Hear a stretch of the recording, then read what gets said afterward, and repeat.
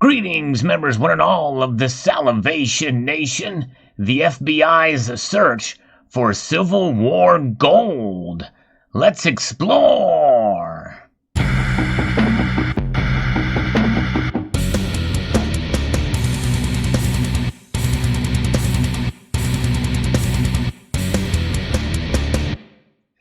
You may remember I posted a story about this quite some time ago. Well, there's been some recent developments and revelations in this case, and I shared with some of the members of this community. This is an article from the Washington Post through Yahoo News with the headline that the FBI has searched a cave for Civil War gold, fearing that Pennsylvania officials would seize it, according to some new court documents. And you know, for those of you who understand history and what the Civil War was about, because it wasn't just about slavery, that's right, it was also about states' rights. So very interesting indeed. And this is a case where it's kind of coming back to bite, or history repeating itself to some extent. Looking back through, it was the summer of 1863, and Union Lieutenant Castleton and his men were lost. They were transporting a large quantity of gold bars hidden in false bottom wagons from Wheeling, West Virginia, to the U.S. Mint in Philadelphia, and had paid a local to guide them through the hills. Now they were going around in circles. The guide had taken off with 2 horses, and Castleton was ill.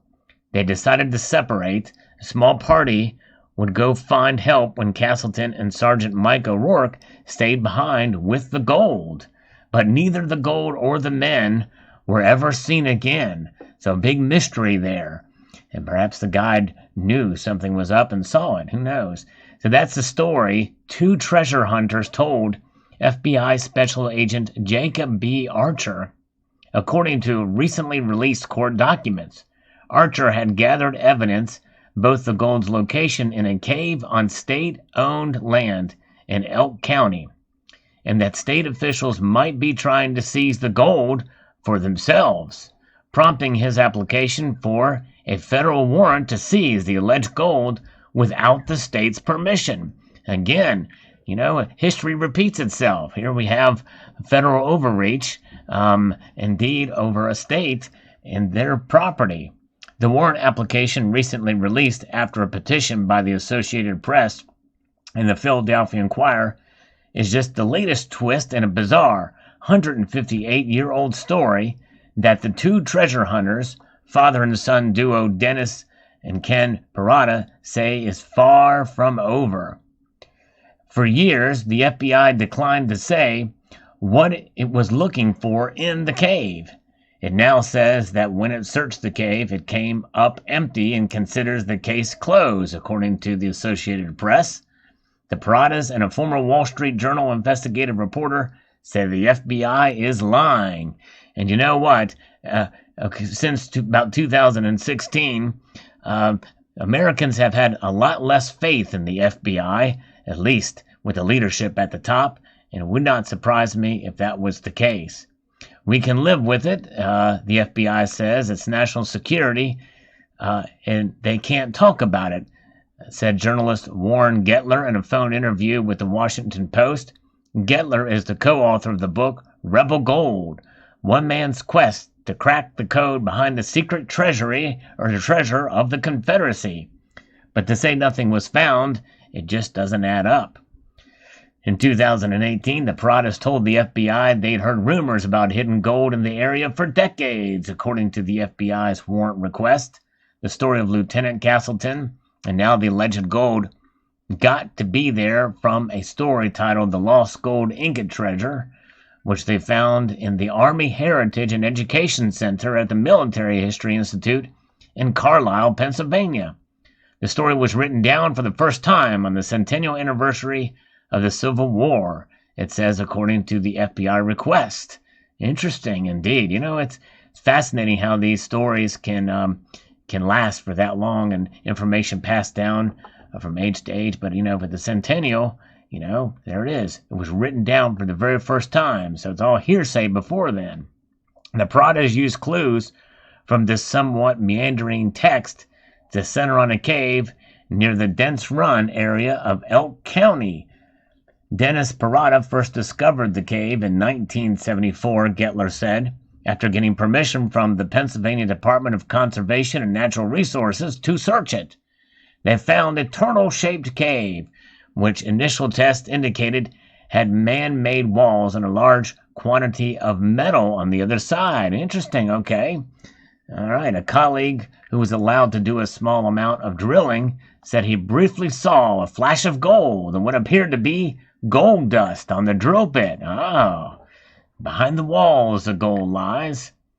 On January the 31st, 2018, the Paradas referred to as Person 1 and Person 2 in the new documents led the FBI to the cave, where agents performed tests that confirmed the Paradas' finding. There was something large and metal a few feet underneath them in the cave. The next month, the FBI used highly sensitive equipment called a gravimeter to determine that whatever was behind the wall weighed up to 9 tons and had the density of gold. Gold of that quantity would be worth hundreds of millions, perhaps even $1 billion, Gettler said.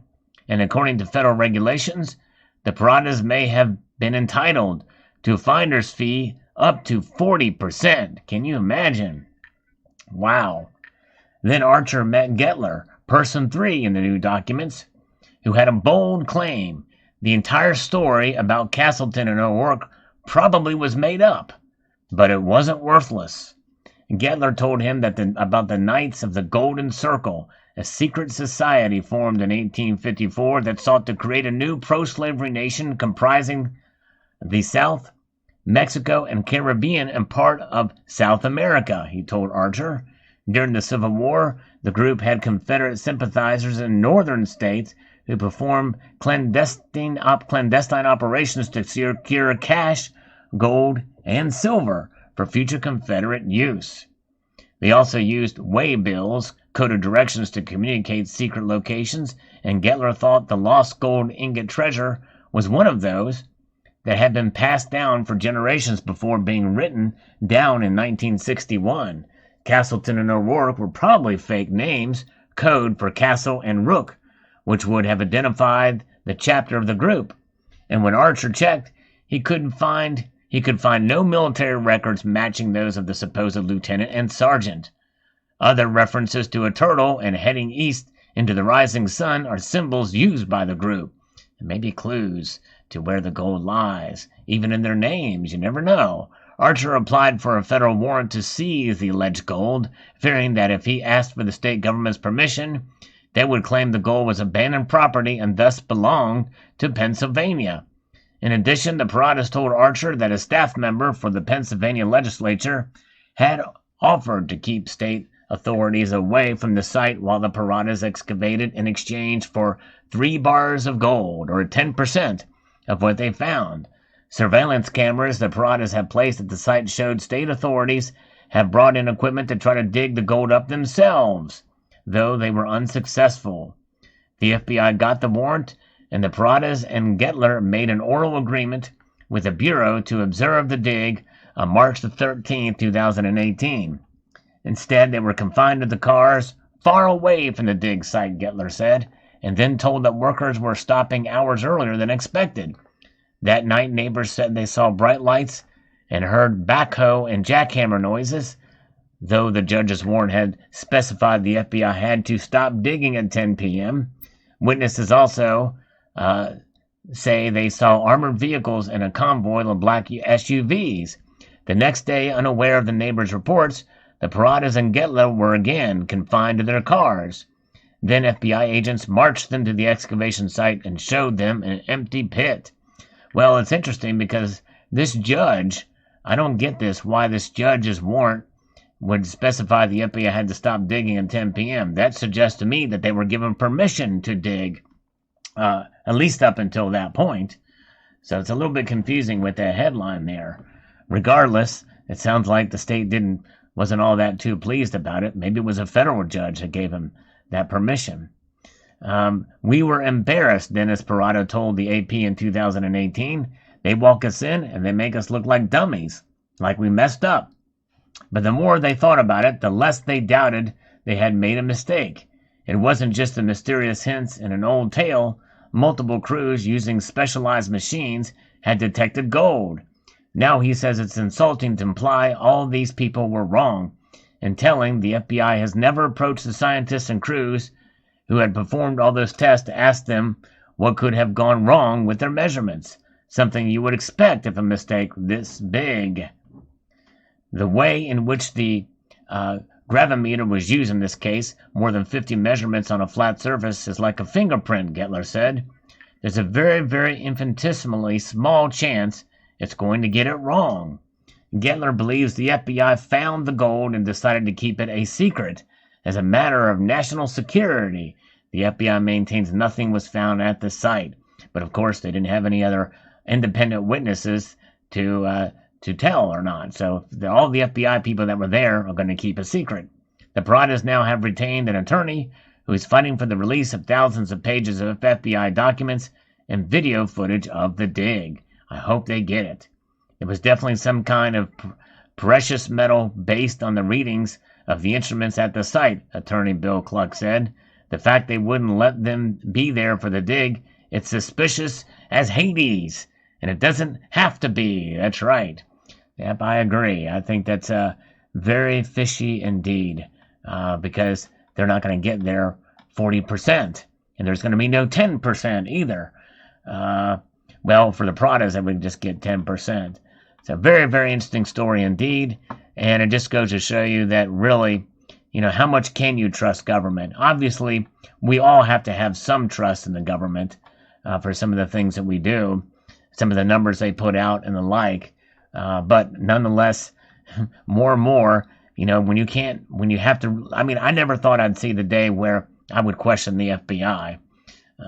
And there's a lot of good men and women that work for the FBI. In fact, there's a lot of good people that work in government. But nonetheless, the entrenched deep state is a very real thing. And there's a lot of bad people in there. And my guess is this is probably some of that crew in the FBI and everybody all the way up. Perhaps maybe one of the FBI folks that are there, unless they've been threatened with their life, will come forward as a whistleblower. Until then, hopefully the request for the documents will come through and we'll get an answer to the story. But the one lesson from this that can be learned is that gold is valuable, and I think it's a good idea to have some, get some, store it away safe, and yeah, there you go. I think that's the ultimate lesson here. And so, very interesting piece of history. Thanks again to the several of you who sent me a notice of this update of this story. Let me know what your thoughts are in the comment section below. I'd like to extend a multitude of gratitude to you all for taking the time to watch, and encourage you to please rate, share, comment, and subscribe.